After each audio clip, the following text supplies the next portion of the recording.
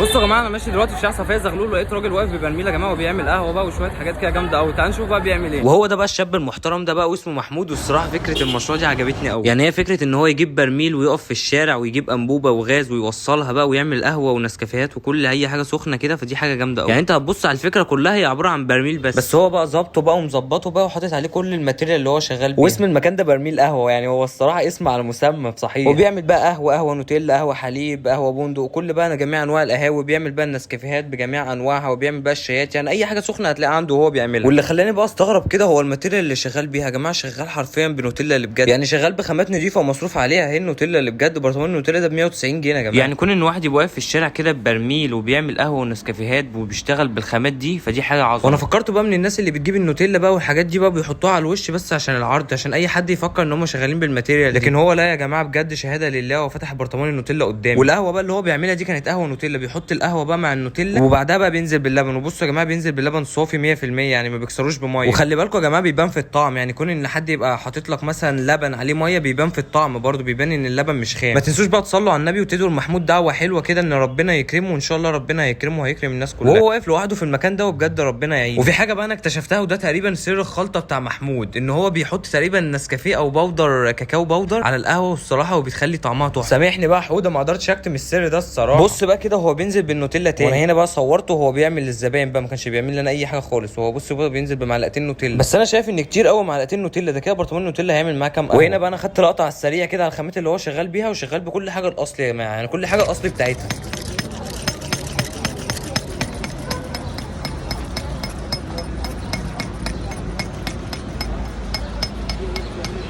وهي دي بقى الرمله اللي هو شغال عليها. انا مش عارف هي الرمله نضيفه قوي كده ليه. وبصوا بقى كمان حاطط نجيله بقى وحاطط قهوه، وهنا بقى الكنك، وهنا بقى طبعا النوتيلا بقى والحاجات اللي هي بيستخدمها. وهنا بقى هو بيكب القهوه بس مش عارف هو بيصبها بطريقه غريبه كده ليه، بس جامد. تعالوا بقى ندوقها كده ونشوف طعمها تستاهل بقى كل اللي هو عملها دي عشان يعمل لنا كوبايه القهوه دي ولا لا. بس بجد يا جماعه القهوه تحفه. انا اصلا مش من عشاق القهوه، بس انا لازم كل لما اعدي من هنا لازم اشرب منه القهوه النوتيلا دي، لان انا بقالي زمن كبير قوي ما شربتش قهوه بالحلاوه دي.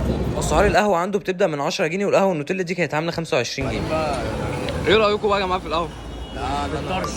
وهو ده بقى كان رأي الشباب في القهوه. تعالوا بقى نشوفوا العنوان فين. صفية زغلول، جنب سينما مترو، بس.